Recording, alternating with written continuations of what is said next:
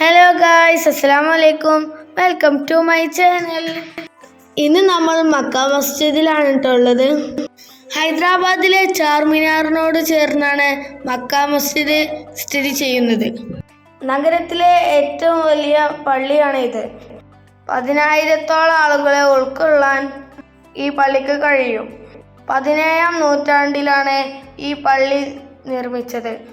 കുതുബ് ഷാഹി രാജവംശത്തിലെ 6ാമത്തെ ഭരണാധികാരിയായിരുന്ന മുഹമ്മദ് കുതുബ് ഷാ ഏറ്റവും പുണ്യമായ മക്കയിൽ നിന്ന് കൊണ്ടുവന്ന മണ്ണിൽ നിന്ന് ഇഷ്ടികകൾ നിർമ്മിച്ച് അത് പള്ളിയുടെ മധ്യഭാഗത്തെ കമാനത്തിൽ ഉപയോഗിച്ചു.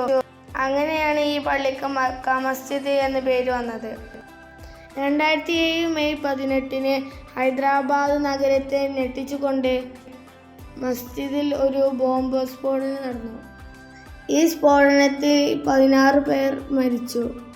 തുടർന്നുണ്ടായ പോലീസ് വെടിവെപ്പിൽ 5 പേർ കൊല്ലപ്പെടുകയും ചെയ്തു. മസ്ജിദിൻ്റെ ഉള്ളിൽ നിന്ന് വീഡിയോ എടുക്കാൻ സമ്മതിച്ചിട്ടില്ലായിരുന്നു. അതുകൊണ്ടാണ് ഞങ്ങൾ ഉള്ളിൽ നിന്ന് വീഡിയോ എടുക്കാത്തത്. ഈ ചെറിയ വീഡിയോ ഇഷ്ടമായ ലൈക്ക് ചെയ്യുക, ഷെയർ ചെയ്യുക, കമൻറ്റ് ചെയ്യുക, സബ്സ്ക്രൈബ് ചെയ്യുക. ബൈ.